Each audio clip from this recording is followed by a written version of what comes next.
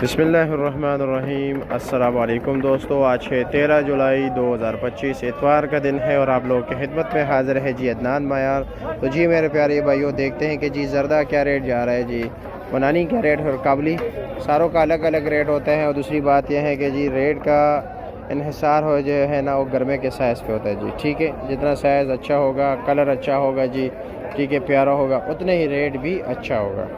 कारीगर लगे हुए जी, सेटिंग कर रहे हैं जी, 5-10 दाने लगा रहे हैं। 10 दाने की डेयरी बिकती है जी। ठीक है, क्या हाल है जी, कैसे हैं, खैरियत, मज़े में? क्या रेट जा रहे हैं जी? मैं समझा गाहक है।